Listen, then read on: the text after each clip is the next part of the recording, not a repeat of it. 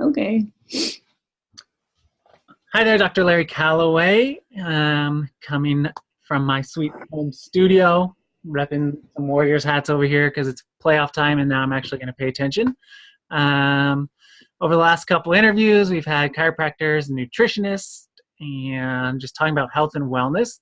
Today is a unique spin, and we're still going to talk about those topics, but from a slightly different perspective. I'll let you introduce yourself. Hi, I'm Lydia Cowles, and I own a bake shop. And I know Larry from athletic trainings, being a student as an athletic trainer at Whitworth College, and I'm also a Navy veteran. When did you graduate? 2005? Yeah. Yeah, coming 14 years from Whitworth. Well, that's pretty impressive. I don't know where time went. Right. So you went from athletic training into the Navy. What is that transition like? It's very different. I worked retail for 5 years before I joined the Navy, and it was kind of influenced by a relationship I was in, and I was doing grunt work in retail, so it was thought I could do better or make some more money by the bachelor's degree, becoming an officer in the Navy. And so no one in my family has ever done military, so kind of hard to know what to expect. So I kind of went without expectations, but very regimented, obviously. And yeah. That's really cool. Thank you for your service.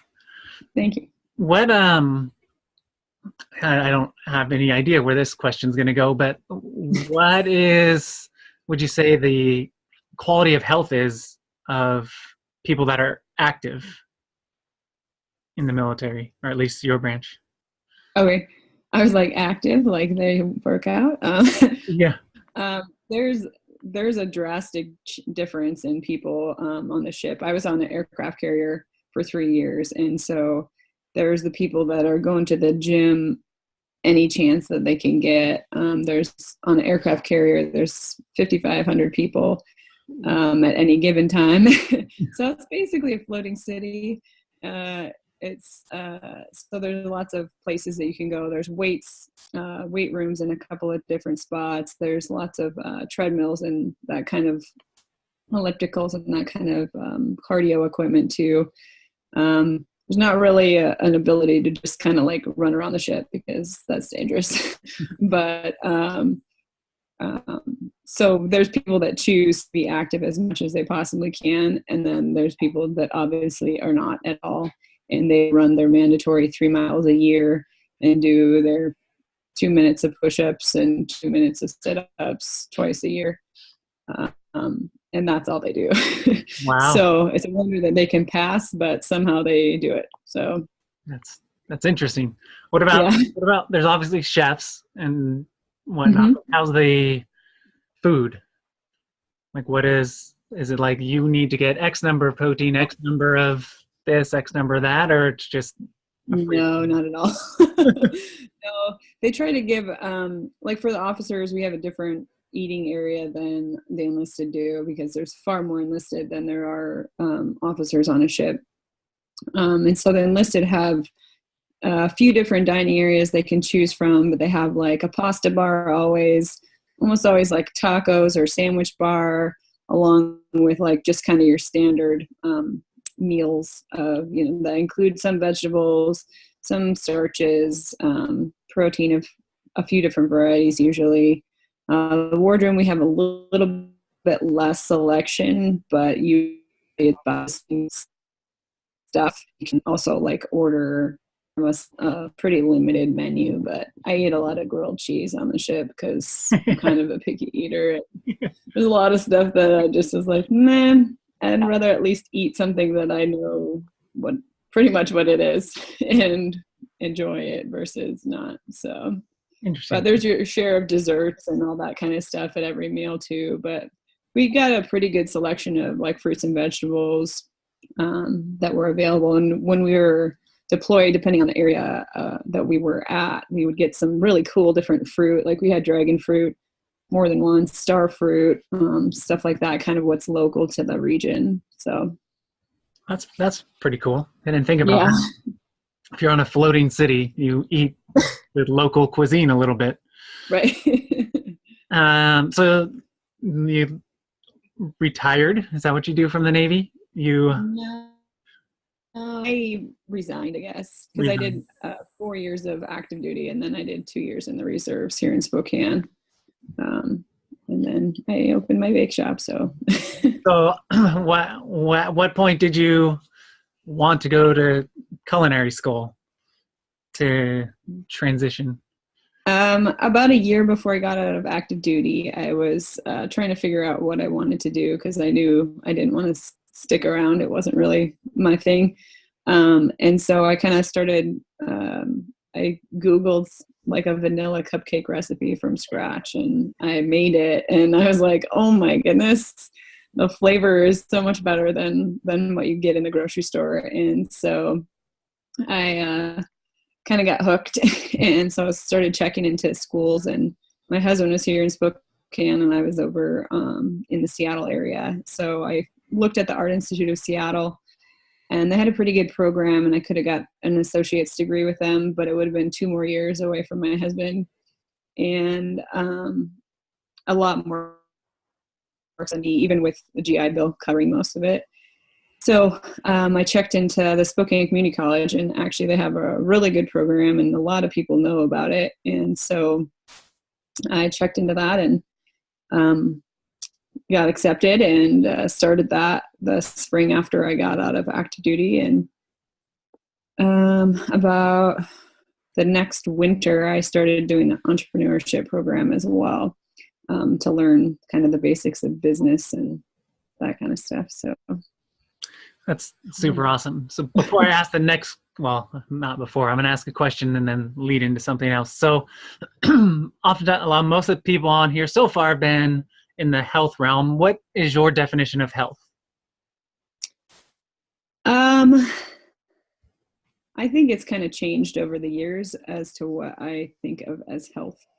Um, not just being free of sickness, but also being active regularly, eating, appropriate portions and balancing what you're eating, because I get a lot of customers that come into my shop and they're like, how can you work in a bakery all day and not be ginormous? And I like, well, it's everything in moderation, and I have good self-control to not, eat everything I make every single day. But I mean, I do eat all of it at some point, but not an entire coffee cake. I'll have a slice maybe once a week, and same with other stuff. So I keep it pretty limited, and when I'm around it so much, it's not really something I desire necessarily. So That's helpful. You do something unique. Well, at least I think it's unique. You give kind of back to your community in various different ways. We talked about this one time of like donations and time, but you did an event kind of where we back up with each other. Tell me about the event that you did and what the process behind that was, the coffee cake run.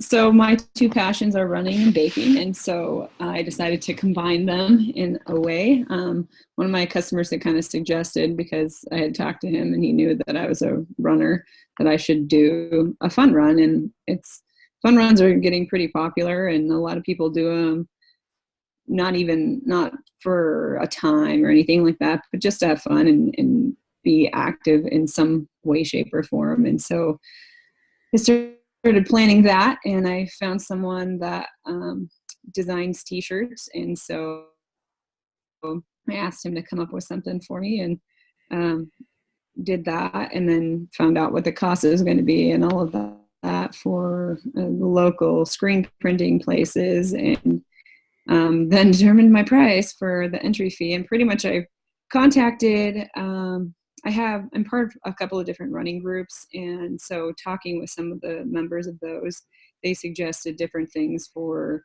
putting together kind of a little swag bag type thing of stuff for people along with their t-shirt. And so I found out that road ID, which I have road IDs, which are super awesome.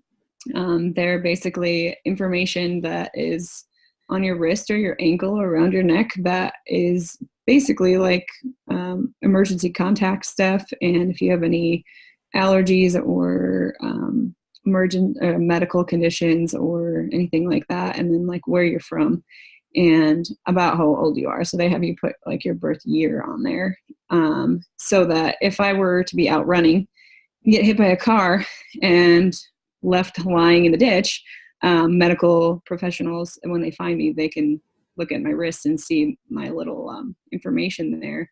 So if I can't speak, they can still know the important things. And so their website, you can get bib numbers for races. And when you buy bib numbers, they send you a free coupon or a group of coupons for free shipping for their products.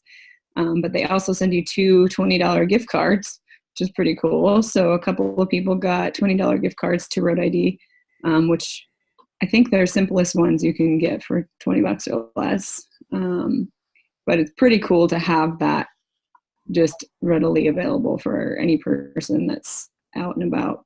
You never know what's going to happen. So I got bibs from them and talked to the coffee guys that I partner with to see if they'd be willing to put any swag in there and see if they could help out and just kind of hang out during the event, just to be participating, and posted it all on my social media and stuff, and ended up getting about 26 participants for the first year, which was pretty good. Awesome. Pretty good turnout. A nice day. Yeah. And then I think Becky was contacted me. So somehow she found out about my run and was like, hey, I like to be part of these things and do chiropractic assessments for people. And I was like, sure, come on down. Why not? You know? And so, and then you showed up. So that was really cool to reconnect with you because I hadn't seen you since college. And yeah, but it turned out pretty well. And this year I've already just started entry forms just a couple days ago. Got a new t-shirt design for this year from the same guy from last time. And yeah, I'm hoping to get a few more participants because it's going to be end of June this year. So it's a little bit more time than what I did for myself last year. So, yeah. That's so cool. It's fun to give back to the community in that way, get people moving and whatnot. Mm-hmm. So over the last several transitions of life, how has your belief systems or your faith affected your health, your relationships, I guess, and how does that affect how you treat your clientele? Well, let's see. It's a loaded question. And there's a lot of questions within your question there. So I grew up going to church every Sunday. In college, I kind of fell out of it a little bit, but then towards the last couple of years, I was going to Life Center here in Spokane every Sunday. And after graduation and probably around 23, 24, I had a lot of things going on in my life that were not good. I won't go into detail, but I felt that I needed to go to church every week. And it was for me. It was not for anyone else. And I rarely went with anyone. But I spent a lot of the time when we're singing, like half in tears, just how it was affecting me emotionally and how much I needed that in my life. And then kind of fell out of it a little bit more. But one of the sermons that I heard at Life Center was talking about religion specifically, and how Jesus was a spiritual person, not a religious person. He wasn't following a specific religion that had set rules and whatever. It was more following the spirit within you and how that guides you through life. And I was like, I really think that's more of my thing too. I don't really, we went through Presbyterian church, we went through Methodist church, been to different churches like that. And I wasn't necessarily drawn to that specific religion. It was more, okay, I see that there's a higher being and I believe in it. And I know there's something that is guiding my life the way it's going. Even though sometimes it was like, oh, this is a crappy place to go.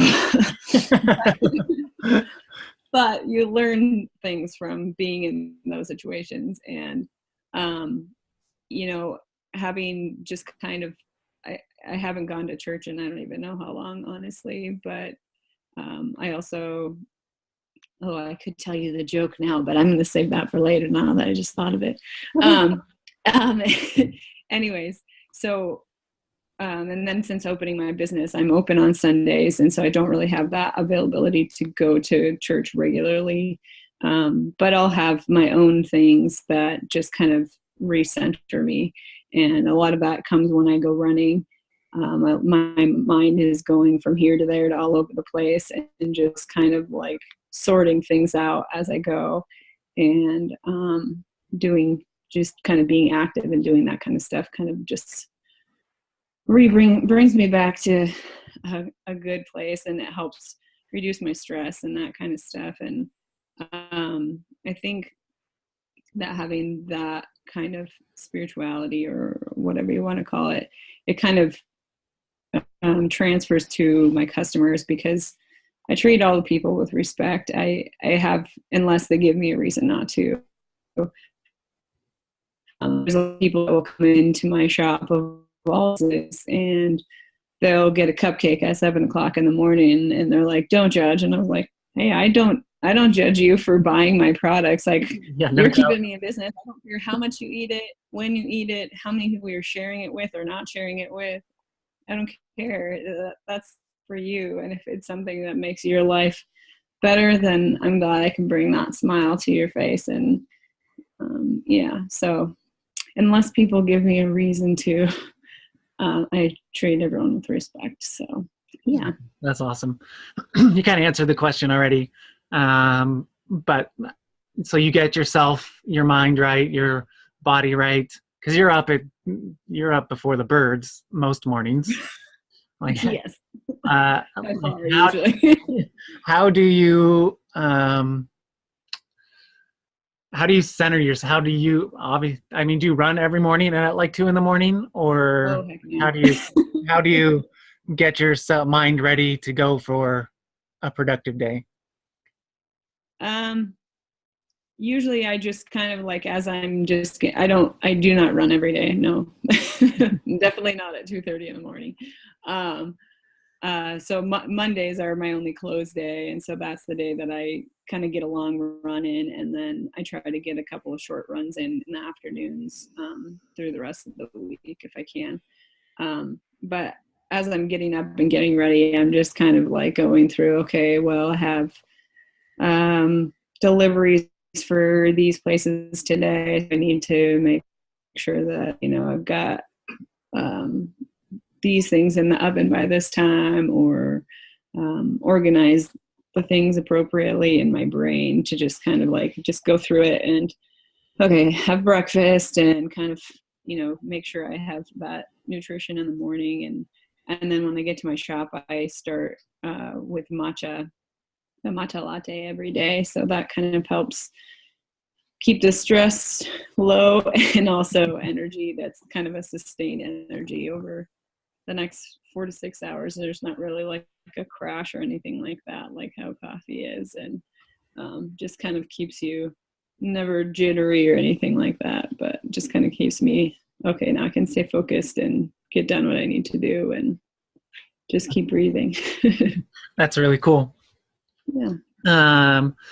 Let's loop back around. So you're healthy and well. How does you use the VA system for your health, or you do your own thing?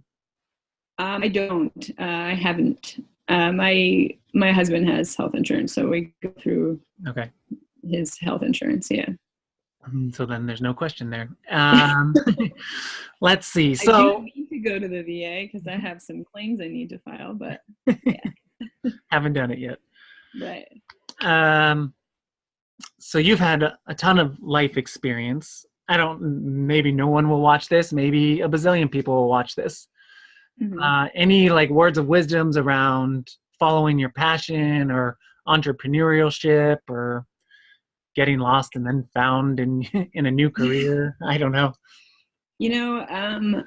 I think it's important to follow your passion, and whether it's giving up your job to go do it as a business, or just being able to do that on a regular basis to just have your balance in your life. I think it's something that everyone should do their passion and be willing to do it and not let anyone else tell them otherwise. I just actually came across a quote yesterday that said, don't ever make fun of someone's passion, because that is their, oh man, what was the rest of it? That is their thing in life that's keeping them in a good way. I wish I had that actually in front of me, but That's right. I didn't know you were going to ask me that. So, but basically never make fun of anyone's passion, because that is what they live for. And there's no reason to crush that for people, because they're cool.